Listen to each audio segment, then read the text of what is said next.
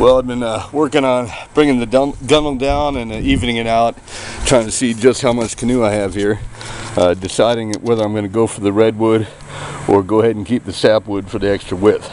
As I'm bringing it down, it's coming out, of course, to the width of the log, and I want to get to the wide spot and see where I'm at. And but I don't know, I think I'm going to use the sapwood on this redwood. That's a big no-no in my book, but oh well. Not this time. The tree always dictates the journey. You have to remember that.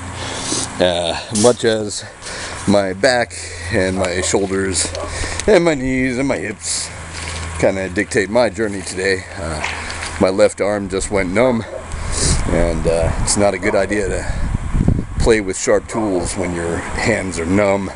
So I had to let it come back, and so I'm going to take a break. But it's a day in the life. But here we go. Looking a little better, huh? You see that beautiful redwood in there? And it's sexy, I think. It's a sexy canoe.